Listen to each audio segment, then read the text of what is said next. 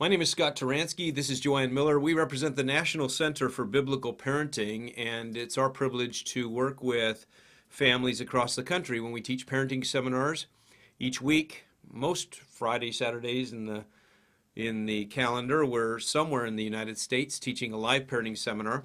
We also have Biblical Parenting University where people can take online classes and learn about various aspects of family life.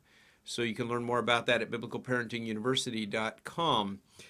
One of the joys that my wife Carrie and I had many years ago was to go through the process of adopting our two girls, Megan and Elizabeth, into our home. And since then, they're now 23 years old. Just had dinner with them, great time with them, and appreciate what God has done in their lives. But over the years, maybe it's because we've adopted kids, maybe it's because adopted kids often struggle in certain areas.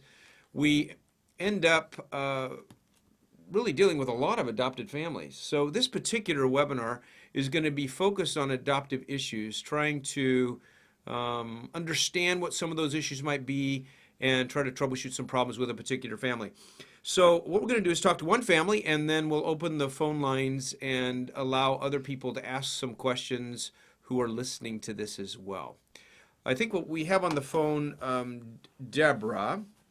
And Deborah, maybe you could help me by telling me who lives in your home. I don't need to know the names of your children, but I'd like to know the genders and ages of them as we talk about your kids. So we don't have to know the exact names of them, if that's okay. Okay. We actually have 4 boys.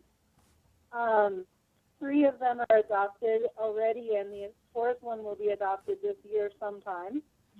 And they are 7, 5, 4, and 8 months. Okay. And since I've already talked to you, I know that you have your husband here on the line with you, and so we'll be hearing from him as well. And his name is? Jonathan. Jonathan, that's right. Let me just write that down. Welcome, Jonathan. Thank you. Okay, why don't you folks tell me what's going on in your home and how we can help you? Why don't you summarize some things that are going on? Mostly the issues that we're facing mostly are with the 5-year-old. There's a lot of lying and stealing, laziness. We have had, since the beginning when he was placed with us, we have spoken with other child psychologists, and they're adopted through the state of Montana, and so we've talked with other child psychologists along the way, and a lot of people believe he has reactive attachment disorder, or at least to some extent. And so we've done some research on that and trying to deal with issues that come along with him, but he cries all the time. He's very emotional. I don't know. He's just he's the hard one to deal with. My relationship with the other 3 boys comes fairly easy, and they seem to be happy most of the time. But David doesn't really like me. I don't really know how to say it. It's just we don't get along as well, and it's a lot harder to have a relationship with him. And then Josiah is very bossy, and I think that's probably normal for him being the oldest and the age that he is, but bossy and argumentative, doesn't like to take our word for anything. So those are our main issues that we deal with. Okay. Let's talk about reactive attachment disorder for a moment. What symptoms do you see, since you've studied that a bit, what symptoms are you seeing in your 5-year-old that lead you to believe that he's struggling with reactive attachment issues? The fact that, there's the fact that he will go with anyone at any time. He's very charming, And a lot of what people say is that he will charm everybody, and then you've got all the behaviors at home to deal with. He does not have a very good connection with if-then. You know, like if I do this, then this will happen. I'm trying to think of my list.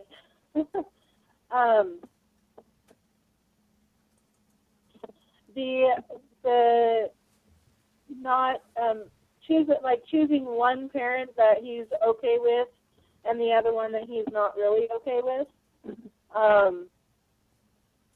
It's those kind of things. The lying is also can be part of that, I think. Okay. Those are the ones I can think of off the top of my head. I'm trying to find my list. That's fine. And if you find you can add to this as you go if you want. Go ahead. Yeah. Okay, let's step back for a moment, and I'd like to give you some background. Well, let me ask some more questions first. Let me find out, with your 5-year-old, you're telling me that he has some dishonesty issues. When you say he's lazy, what do you mean by that at 5 years old? What I mean by that is that if all of our kids have chores. I mean, Yes. Mine is the 8-month-old, obviously, but all of our kids have, age-appropriate chores that they're required to do just to help out the family, and he won't do them. He just won't. It's not because he can't. I have taken the time to teach each one of my boys what the chore is, what's expected, and he just flat out refuses to do it. I mean, he can. He's proven it. He's demonstrated it. He's done it over and over. And then when it comes time to him doing it on his own without instruction or just whenever it's his turn to do that chore, he won't do it. So it sounds like a passive-aggressive kind of a response where he's refusing for whatever reason. Is that what you're saying? Right, and if we're working together as a family on a certain project, everyone has a task. John will usually tell everyone do this or help with that or whatever, and David just kind of walks along slowly and picks something up or gets distracted or he's not there when you need what he's got. You know, it's just kind of all over the place and not really helping at all. Okay. Jonathan, can you add anything to the things that Deborah is saying? He seems to lack the ability to focus on his task. Like we have him in karate, and they'll be in a line and they'll have to step up and do something, and then run back to the end of the line. David will just slowly meander and look all around, and by the time he's back, go again. Okay. When this is your 5-year-old, right? Yes. Okay. So when he is, are there some things that he really enjoys, things that he gets into, and you can tell that he's very engaged in those activities, and he is more, instead of being half-hearted in the activities that he's in, he's more actively engaged in them? I'm thinking.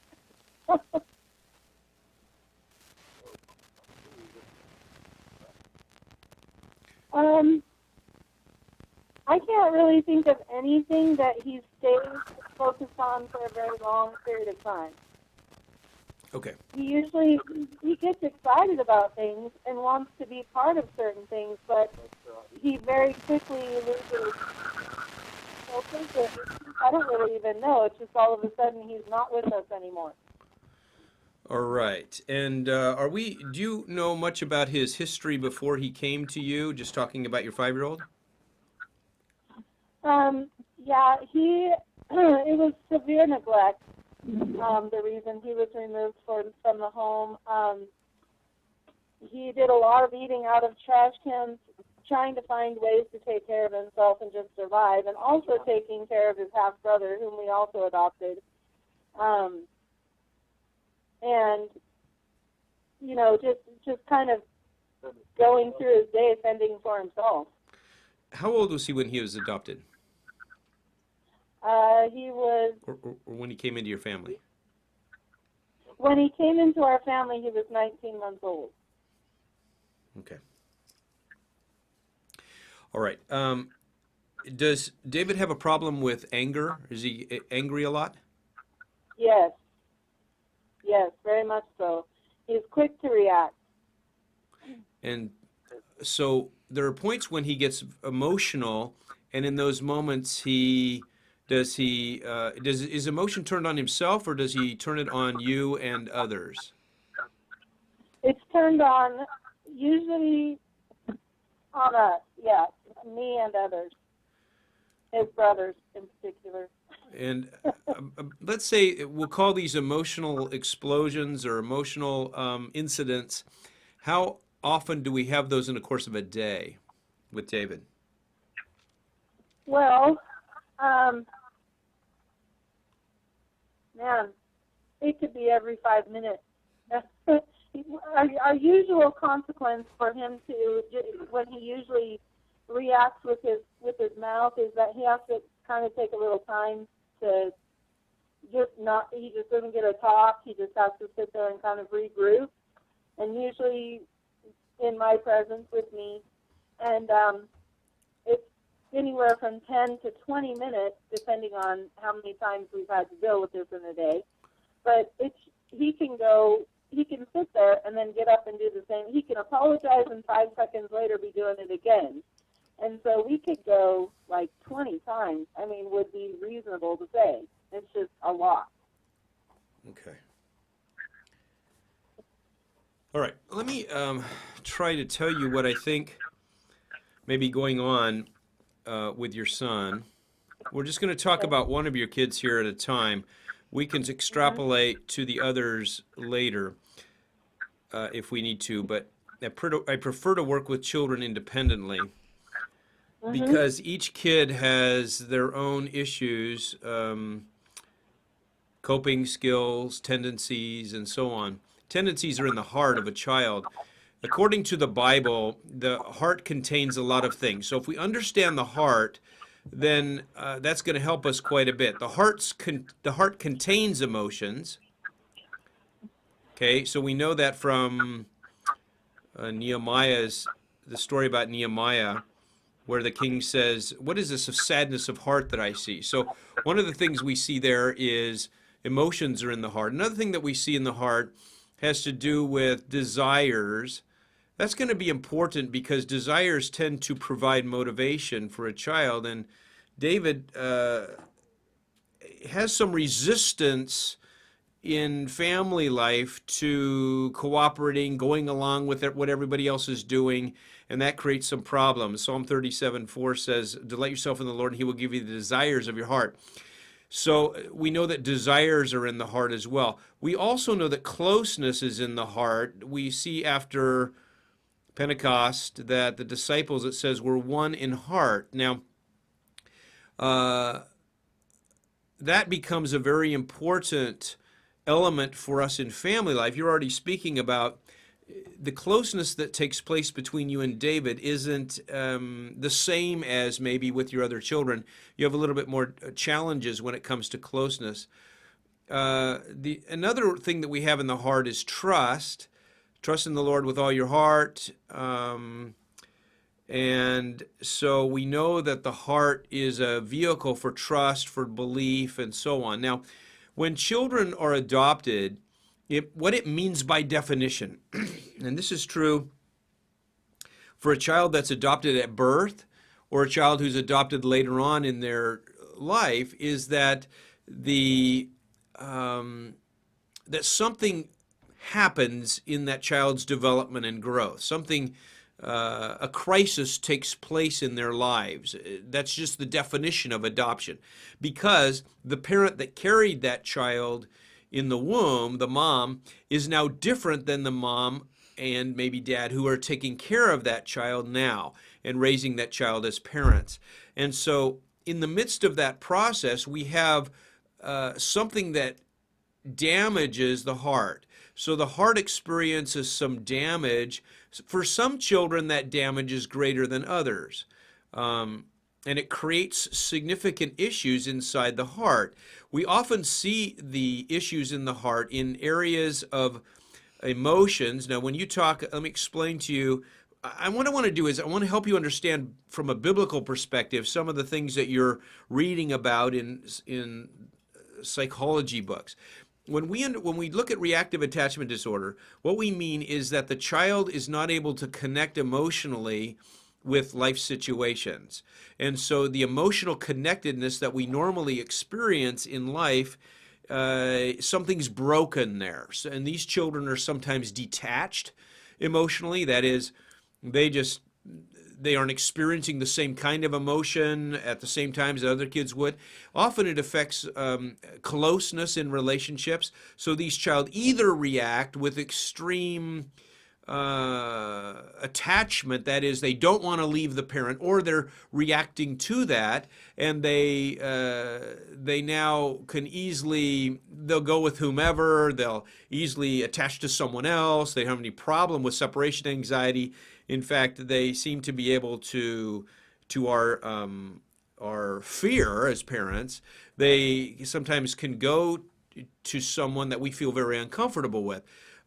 And so it's a concern for us, especially when our children are growing up. Sometimes they become very affectionate, or touching someone's hair or something that they don't even know. That's their way of connecting, in part because of some damage they've experienced. The reactive attachment disorder creates a problem for a child because, in essence, what's happened is the bonding experience is different for a child who's being adopted than the child who is born into a family and experiences the normal childbirth and the breastfeeding and the connection right away in the birthing experience. So some things happen in that. So bonding is defined differently for these kids. Now, every child, I believe, who is adopted experiences heart damage, but God has an ability to heal the heart. He set the heart up in a way that it can experience healing. So what takes place then in the life of a child is that sometimes just being in the family of with loving parents provides that healing. So I don't want to suggest that all kids are somehow damaged, because God heals people. But I find that many adoptive children need some work in very specific areas of their lives, because the heart damage tends to infect those areas of their lives. The emotions tends to be one of those. So you're seeing some heightened emotion in your son that likely has some cause in the process of his life up to this point. Another thing you're telling me is that he has an integrity issue, lying and stealing. Those are very significant issues and very common in the life of a child who's been adopted, in part because one of the things that exists inside of the heart is what we call a conscience.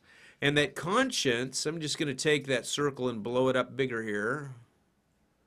That circle is broken into 4 parts because the conscience prompts children in 4 areas. I want you to understand this because I think you're going to want to do therapy with your children. In particular, we're talking about David now, and you're going to want to do therapy in certain areas.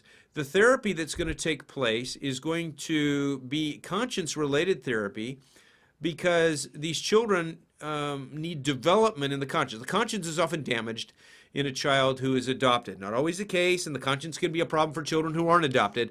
We just see it a lot. The conscience prompts children in 4 areas. 1, to do what's right.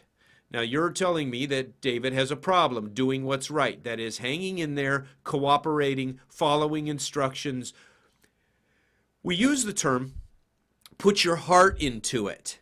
Okay, David doesn't do that. You're telling me that when it comes to cooperation and working together, David doesn't put his heart into the actions. He's going to need some therapy in that area. Another area we haven't talked about, or you haven't said anything yet about, is dealing with wrongs.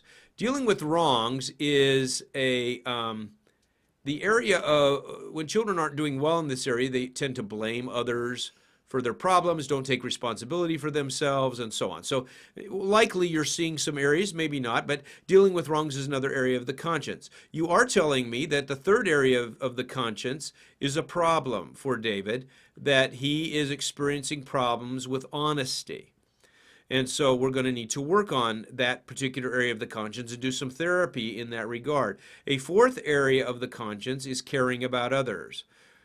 That's being able to focus on what others need instead of what I need myself. Now, even at 5 years old, we ought to be able to see in a child who is growing and developing normally, we will see movement in all of these areas. The fact that you're not seeing some of those things means we have a problem. So we're going to try to address those. The conscience is one of the things that exists in the heart of a person. So we know that we're struggling with emotions here. We know we're dealing with closeness here. My guess is that there are some trust issues that you're experiencing. We know we're dealing with integrity issues here. All of those seem to be areas where David is going to need some help. Does that make sense to you? Yes. And also the dealing with wrongs, he does do that as well. He tries to blame the other boys. If you ask why he did something, he'll go, well, which I never ask why now, because he's always got a reason why it was justified for him to do what he did. Okay. Let me say that God has some specific solutions that are going to help your son. And what I would suggest is that you want to do some therapy with him in some specific areas. When I say therapy, I mean training, and that means taking extra time. Your child, David, has some special needs. If he were to have cerebral palsy, or he were to have Down syndrome, or he were to have some other, rather autism, or some significant special needs, you would do a lot of work to learn how do you relate to a child on this level. What do we do? And I admire parents of children who have special needs because of the tremendous homework they have to do, and then understanding their child, knowing how to do therapy with their child to help that child learn how to talk or walk, or do occupational therapy with that child, or physical therapy in order to develop the skills. That takes place when you have a child with special needs. I think you're going to have to view David, and you're probably already doing this given that you're telling me you've already done some research on reactive attachment disorder, for example, and I'm sure you've done other research given the things that you're coming up with here, that you're telling me that you're a parent who recognizes that your son has some special needs. It means that you're going to want to do some therapy with your child. We believe that the best therapists for a child are the parents. The Bible uses a different word. The Bible uses the word training. Now, what we want to do is we want to do some heart training in the life of your son. We're just talking about David now. You'll want to apply this to your other kids too, but we want to do some training. What we want to do is we want to identify weaknesses that your son has, and we want to bring him up to speed. He's developmentally delayed in his ability to be honest, or to deal with wrongs, or to do what's right. Okay, at least that's what we found out so far. He's developmentally delayed in those areas, which means we need to do some extra work in order to bring him up to speed. So, for example, let's focus in for a moment on the doing what's right portion of the task. He's 5 years old, and so I would suggest that we're going to define for him what therapy looks like when he's asked to do something. You're saying that he has chores. So let's imagine that David has some special needs here in this area. So what we're going to do with David is we're going to say to him, David, it's chore time. I'd like you to come over here. So David needs to learn how to come when called. That means we're separating him from his activity. He's coming over to you because you're going to do some specialized work with him. Close proximity with a child like this often is helpful for giving him the information that he needs. It raises the felt value level of that information. I might, at 5 years old, even hold his hands while I give him the instruction. Then I'm going to say to him, here's what you need to do. You need to go and complete this task. That is, you need to give the dog 2 cups of food in his bowl and put water in his water dish. Okay, and then you need to report back to me and tell me that it's done. The reporting back is important because it helps the child see that he needs to complete the task and by reporting back. And then there's this weight of responsibility that's on his shoulders. The conscience generally helps us feel comfortable or uncomfortable. And the problem with David is that David feels comfortable sometimes not doing what's right or blaming problems on other people, or he feels comfortable lying or being dishonest. We're going to change that. We're going to help him be uncomfortable when he's not doing what's right. Now, when I say uncomfortable, I'm not saying beat him up. What I'm saying is we're going to talk to him in ways that help him feel in his heart that, oh yeah, I need to get back there. So, David, here's what you need to do. You need to go take care of the dog's food and water, and you need to report back to me. And you may even make some comments. Remember, don't be watching TV there. Don't get involved in the other activity. Stay on task, get the job done, report back to me. And then when he reports back to you, you want to affirm him because that's a conscience-freeing statement that you're giving him a gift. You're saying to him, okay, good, you did what you're supposed to do. Let me check your work. Oh, yes, that's good. That's what I want. Oh, there's some food. You need to put the dog's food bag away back in the pantry there. Make sure you take care of everything before you're done there. Go ahead and take care of that and report back to me again. So what we're doing is we're taking him through the process. He reports back and we say, okay, good, you're done. Good job. So what we're doing is we're doing some therapy in small pieces throughout the day, not just during chore time, but we're going to send him to pick up the dishes in the living room that shouldn't be there, or he's going to go to the kitchen and clear off the table, or you're going to add different things in the course of the day, continually sending him to do tasks, because those tasks are part of the therapy of training the tendencies. The heart, if we were to summarize what the heart does, the heart contains tendencies. That's what Jesus says. Out of the heart that the mouth speaks. It's out of the heart that we have the fruit on the tree. And so what we're doing is we're trying to teach our children new tendencies, and that often is going to take place through training, because now we're going to give this child some new tendencies to complete a task in a reasonable amount of time. Now, all we've done so far in that area of doing what's right is we're trying to impart this sense of discomfort to him in order to rebuild some areas inside the heart. God's healing properties are immense, and often God uses parents in order to do that. We're just setting this in action. It's like a child who has a broken leg. You put a cast on it, and once you put the cast on, it takes time to heal. That time is really your ally as you're moving forward. If the child has a broken leg and you don't put a cast on it, the leg's out of place, time is your enemy because the leg is healing in the wrong direction. It's starting to set improperly.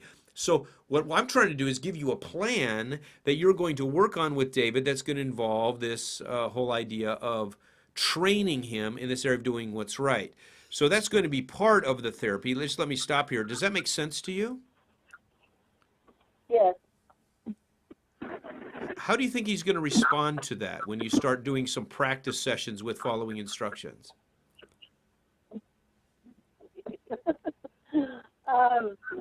Well, if he responds the way he normally responds, he'll be crying at me all day. Did you say crying? Yes. Pretty much anything I say to him, he will cry. Okay. All right, let's go to another piece of this, because we may want to work in a different element here first before we get to that place. Let's talk about this part of the heart that involves closeness, trust. It sounds to me like he's processing life very emotionally, and we may want to do therapy in another area first that has to do with comfort and emotional closeness. Now, so let me go back and ask you a question again here. What are some ways? I know he's a challenging child to connect with emotionally. Can you tell me some ways that you are able to connect with him emotionally? What does he like in this emotional connected area? It's pretty difficult for me because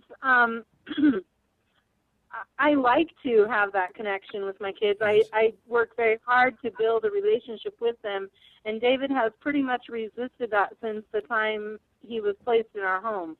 There's once in a while when he chooses, he will come and sit in my lap and rub my hair, play with my hair, play with my head, whatever, just that little bit. But when I play with my other boys, he doesn't want to play with me. He won't play with me. He'll cry.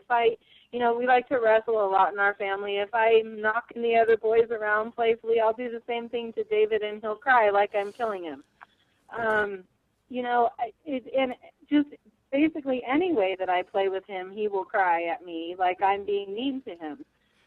He has had issues in the past with not really understanding, like, if we're joking sarcastically maybe, and so I've really cut way back on that with him because he takes everything literal. But I can't, there's really not a way that I can connect with him. I've tried a lot of things that I do with my other boys, and I just can't. I don't know what to do. Okay, let me ask you this. If you were to say to David, I'm going to give you 15 minutes of my time to do whatever you want to do with it. You tell me what you want to do for 15 minutes or a half hour. What do you want to do? What might he say, do you think?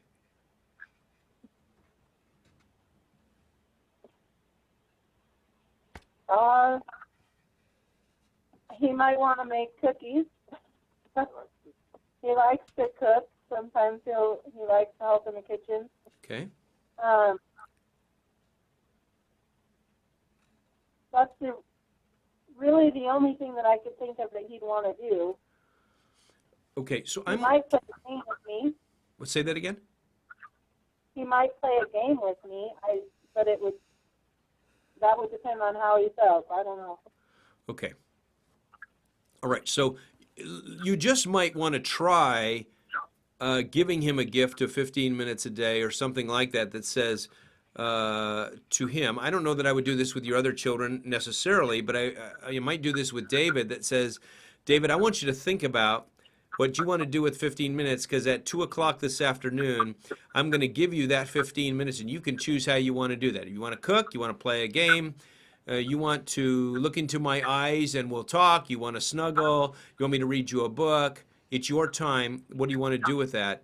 What I want to try to do is, what I'm trying to do is rebuild some of the parts, the challenging parts that he's experiencing in this connectedness. It sounds to me like he's having a hard time overcoming some of this, knowing how to connect emotionally, and we can do some of that. So you might be able to introduce something to him, let's say the idea of massaging his back, or going outside and exploring in the backyard, just you and he together.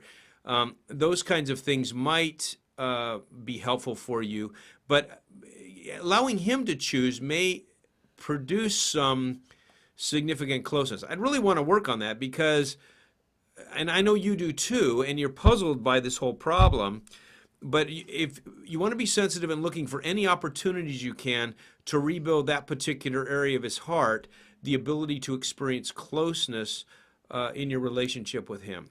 You did mention something about preferring one parent over the other sometimes. Can you tell me a little bit more about that? Well, pretty much anything that like in the instance with playing with him and the other boys, I can do the same thing my husband would do, and he'd laugh and play with John, but he won't with me, and he'll start crying if I do it. He usually goes and sits in John's lap, loves on him. He likes to be with John. It doesn't really seem to resist him as much as he resists me. Okay. And of course, we know that can be as a result of some of his early history with a female caretakers. I don't know if he was away from I don't know where he was up until you got him, but obviously some of that reaction that he has now may be because of some things that happened to him early on in his life. What we're trying to... I'm sorry, go ahead. The only thing I know about that is his grandma, who still does have contact with us, told me that his mom basically said the day he was born, "Oh no, he looks like his dad." So I don't. She feels that maybe she didn't really develop a relationship because of that. Okay. And obviously, the child's early years or months or days are significant, and that could have had an impact on him. So you're doing.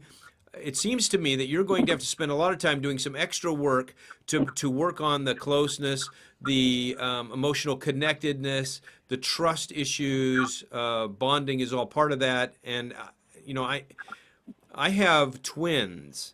Okay, the fact that my girls came into our home at 3 years old, the bonding process is very different for them, as it is in every home where adoption takes place. Because, but twins are different because they bond to each other, so they don't really need parents as much as we wish they did. You know, they don't bond as closely to us sometimes, and so.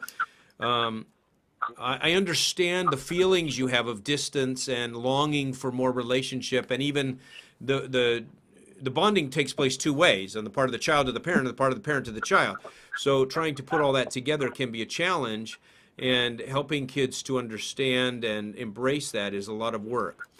What I'm trying to do here, and I want to open the phone lines and let other people make some comments here. What I'm trying to do is illustrate for you what we're doing on using a heart base. I think you're going to want to build. I talked to you about a therapy with in the area of doing what's right by practicing giving instructions. We didn't talk about dealing with wrongs, but I really like it that you've decided not to ask your son, why did you do that? Because the question, why did you do that, invites defensiveness, justification, rationalization, blaming. We don't want to ask that question. A more appropriate question that feeds into the whole idea of repentance is the question, what did you do wrong? So using that question, and he may not want to admit what he did wrong at first, but that's all part of the therapy here, that he's going to need to learn how to deal with wrongs and apologize when that's necessary and so on.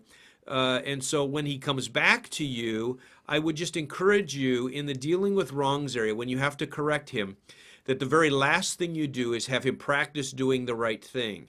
Because we don't want to just correct him for what he did wrong, but we want to teach him what to do that's right.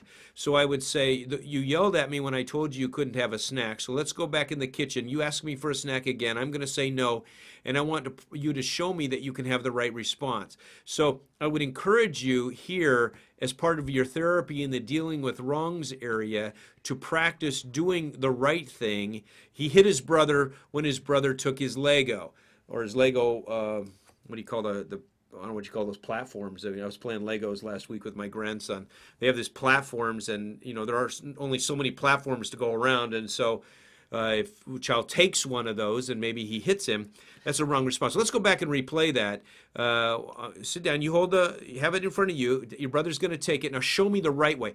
So if you can practice dealing with wrongs by the last thing you do is practice doing the right thing, then you can make a lot of progress. This whole idea of integrity and being honest is very important. I don't have time to go into that now. We're actually going to do another webinar on honesty, actually with a 6-year-old in a little bit here.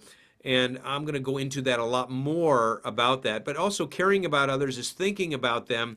And let's practice. In other words, what can you do to think about other people here? So if you with David, can think in terms of this particular chart where you've got these 4 different parts of the conscience, and you've got a heart that has all of these pieces, and you understand that you're doing work, training, therapy to be part of God's healing process in the heart of your child, then we can change the tendencies, and we can see some significant growth take place in the life of a child. What I want to do now is allow other people to make some comments here or ask some questions. So if you would like to do that, there is room in the software for watching the webinar for you to raise your hand. You just click on that little button at the bottom, and when you raise your hand, we'll be able to see that, and we'll be able to unmute you in the process. So if you'd like to ask a question, you can, or if you would like if we don't have a microphone or whatever, you'd like to type something into the chat, you can do that as well. I'm just going to jot down a couple things here.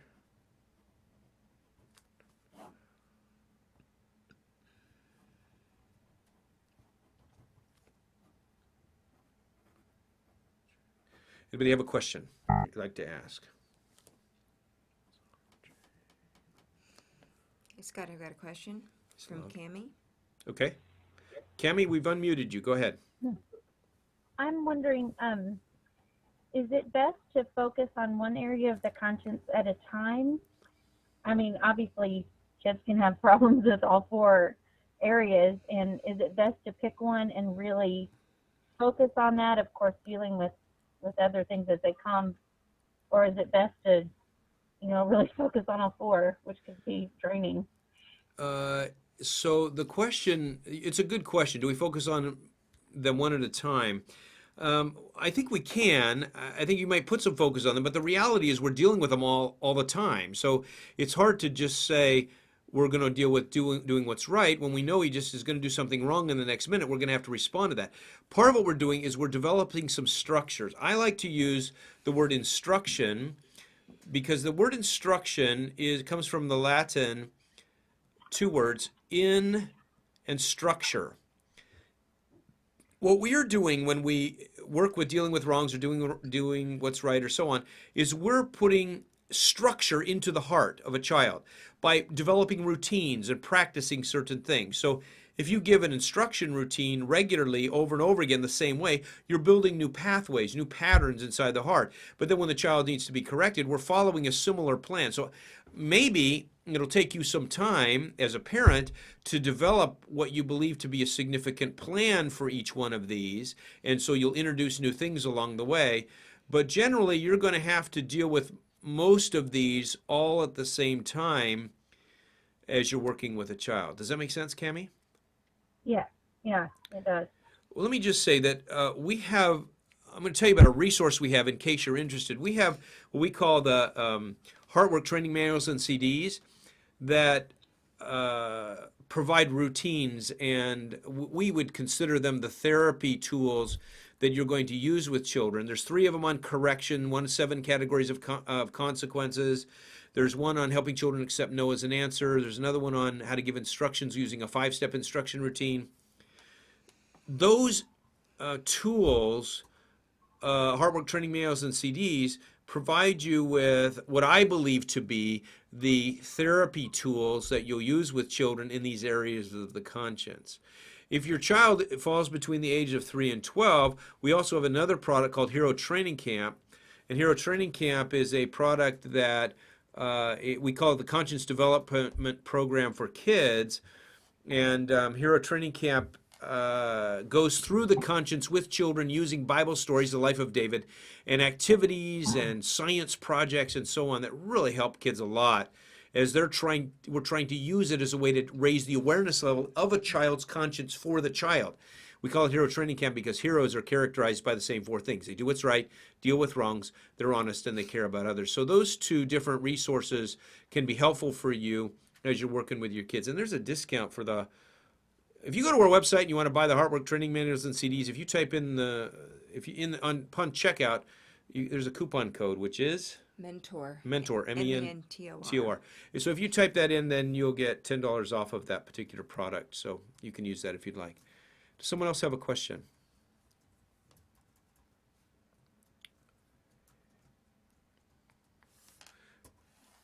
Let me say some more things about adoption. Adoption is a ministry that we do for the Lord, and we do for our children. And sometimes we think that our children will be grateful for us. They'll thank us for rescuing them from their terrible plight that they would have been involved in had they not been rescued by us. And sometimes we find ourselves very disappointed that our kids aren't grateful. And furthermore, not only are they not grateful, but often they're hostile and they don't connect to us like we'd like.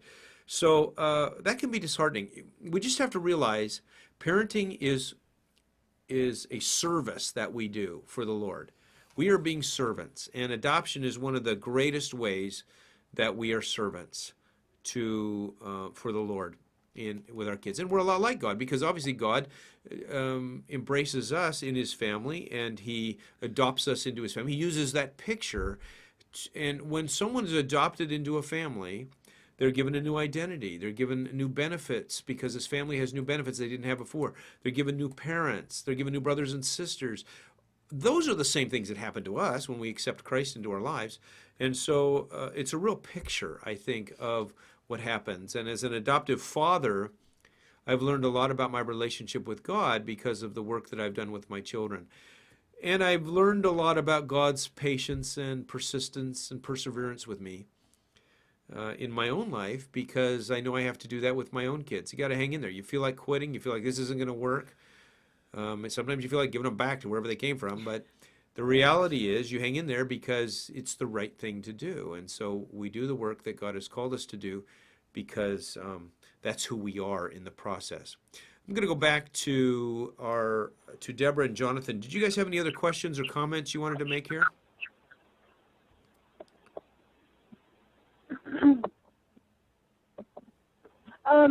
Yeah, I guess I would need to know how to get past that whole crying thing.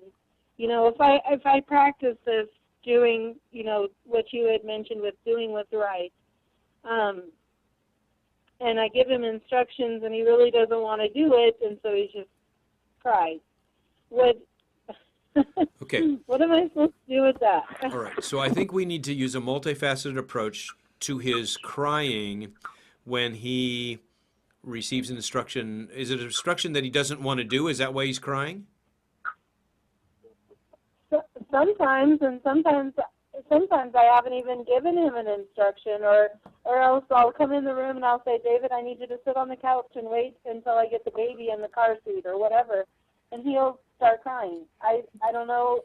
Is it a sad kind of crying, or is it more of an angry kind of cry?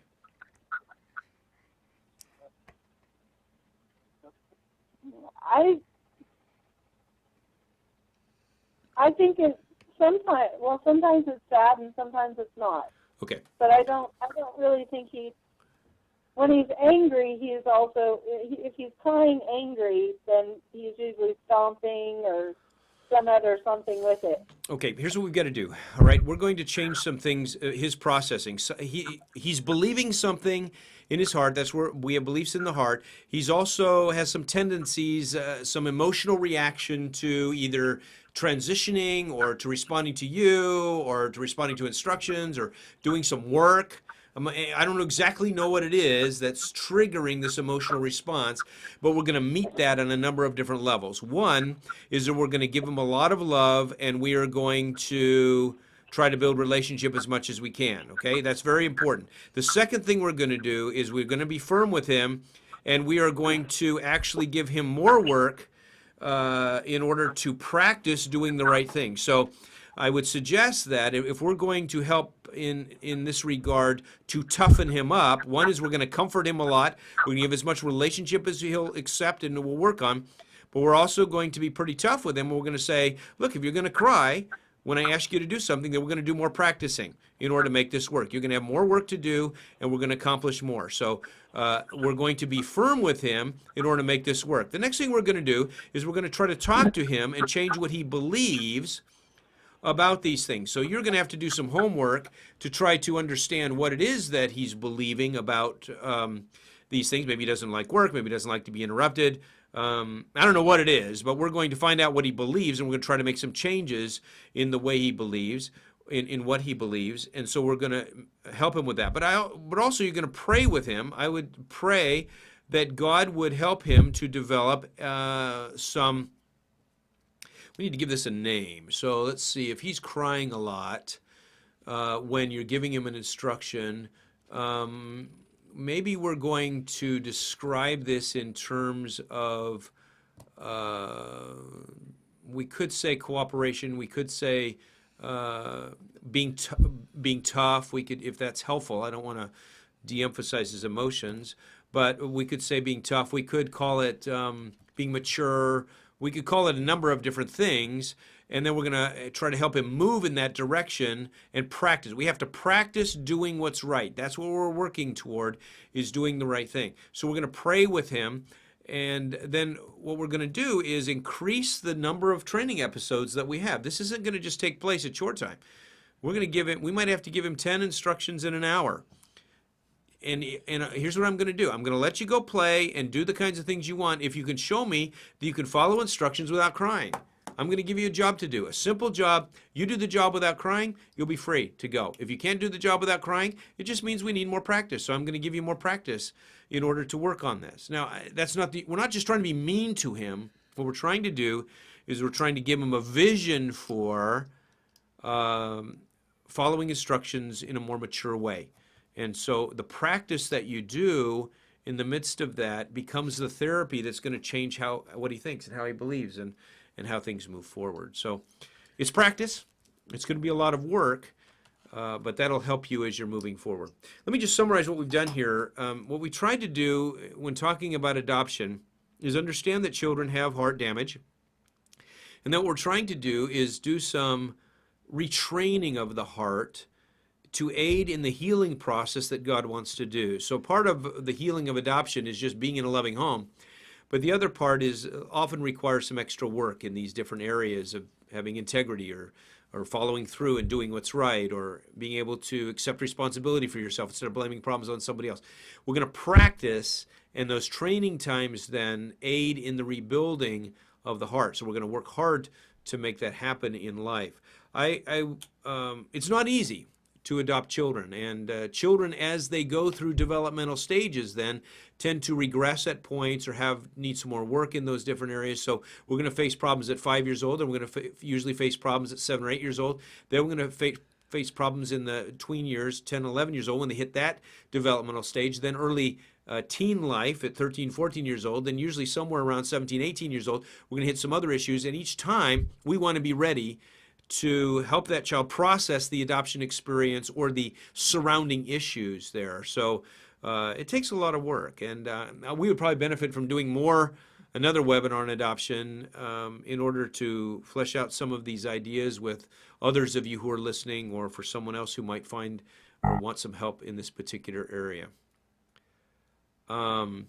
So we're going to close off this particular webinar. If you want more resources, you can check them out at biblicalparenting.org.